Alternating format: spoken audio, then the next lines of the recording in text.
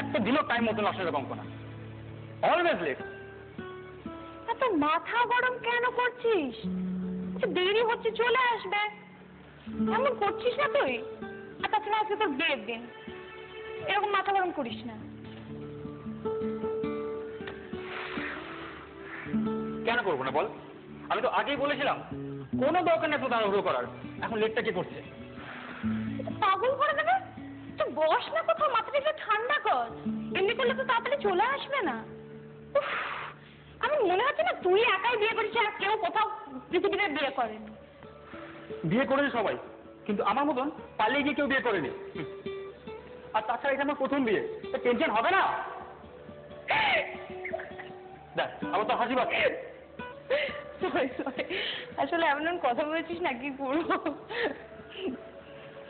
আচ্ছা রাত্রি, হ্যাঁ বল। তুই তো কোনোদিন লেট করিস না। না, আমি লেট করি না। তার কারণ আমি টাইমে আসতেই পছন্দ করি। আমিও টাইমে আসতেই পছন্দ করি। সেই জন্য তো টেনশন। শোন না এখান থেকে, দেখ অনেক হয়েছে তোর। বস বস বস, ছাড়বো না তোকে আমি। বস বস তো, মাথাটা একটু ঠান্ডা কর। হ্যাঁ, এরপর আমার সাথে কথা বল। বল বল, বিয়ের পর কি করবি? বিয়ে তো খুব করছিস। কি আর করবো, ধেয়ে ধেয়ে করে নাচবো। জানি না, অত সব ভেবে দেখি না। বিয়ে করছিস অথচ ভাবিস নি?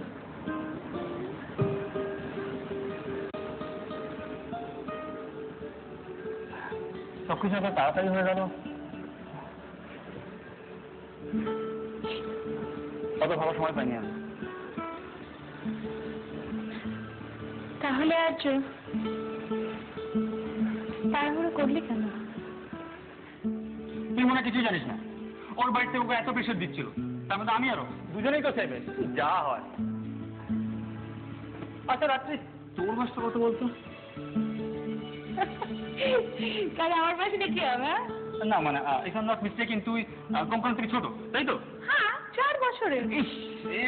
যদি আগে জানতাম তাহলে তোর সাথে প্রেম করতাম, 4টে বছর তো হাতে পেতাম।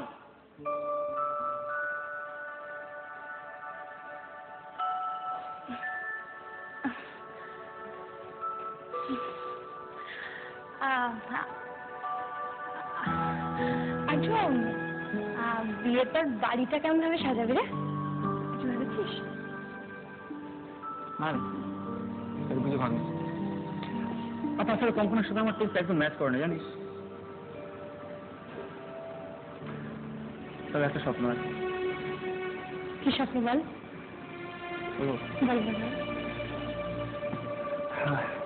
এই জন্যই একটা ছোট্ট ঘর হবে, একটা ডাইনিং থাকবে, তার পাশেই আমার স্টাডি। না, স্টাডিটা ওখানে থাকবে না। স্টাডি তো অন্য ঘরে থাকবে। ওখানে একটা অ্যাকোয়ারিয়াম থাকবে। আচ্ছা আচ্ছা ঠিক আছে, একটা হোম থিয়েটার থাকবে, বুঝলি? বড় একটা এলসিডি থাকবে। হ্যাঁ, বড় একটা সোফা থাকবে। হ্যাঁ, নিচে কার্পেট থাকবে। হ্যাঁ, আর তার পাশে দক্ষিণাপনে দেখেছিলাম হ্যান্ডিক্রাফটের জিনিস থাকবে। ফ্যান্টাস্টিক। ওকে ওকে, আর বড় একটা জানলা হবে, বুঝলি? হ্যাঁ, দেয়ালের রংটা না মভ হবে। Not bad. হ্যাঁ, ডাবল কালারের পর্দা রাখবো, ঠিক আছে? আমি তো সেটাই বলছিলাম। আর শোন না, একটাই বেডরুম হবে। কেন? গেস্ট এলে কোথায় শুতে দেবো? গেস্টকে তুই বাদ দে না, নতুন বিবাহিত কাপল একটা রুম। আচ্ছা ঠিক আছে, ডাবল বেডের একটা খাটলে যথেষ্ট। হ্যাঁ, আমার খুব ইচ্ছা আছে, জানিস তো?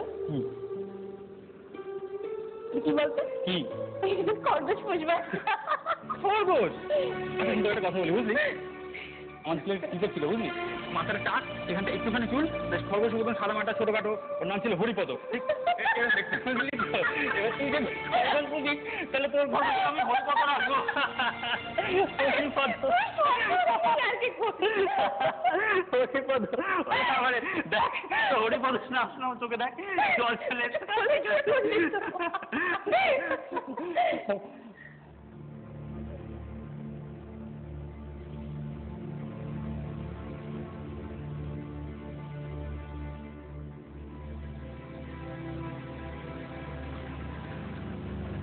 রাত্রি,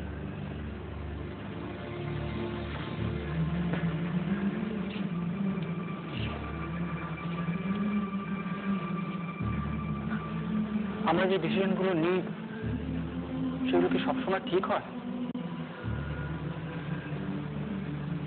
জানি না রে, শুধু এটুকু জানি যে আমরা সব সিদ্ধান্ত নিতে পারি না, কারণ তার সাথে জড়িয়ে থাকে আমাদের অনেক কিছু, অনেক কিছু। রিলেশন জিনিসটা খুব খারাপ।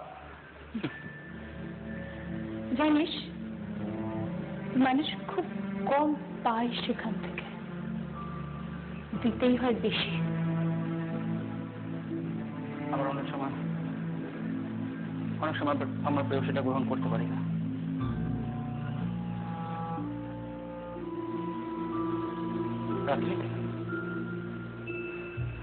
রাত্রি আমার মনে হয় না আর্য, না, অনেক দেরি হয়ে গেছে, তুই অনেক দেরি করে ফেলেছিস।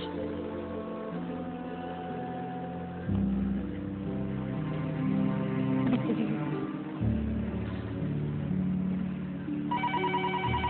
আর্য, তোর ফোন এসেছে।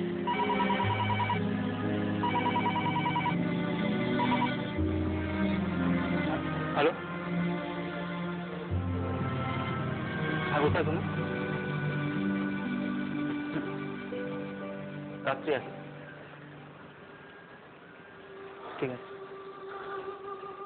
সাবধানে এসো। কঙ্কনা,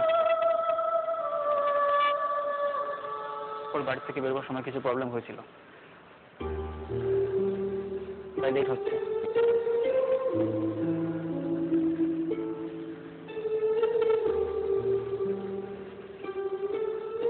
আর্য,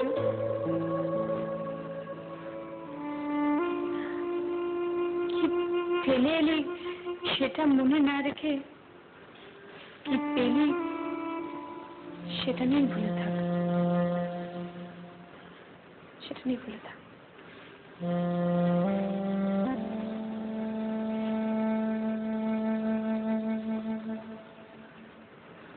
রাত্রি,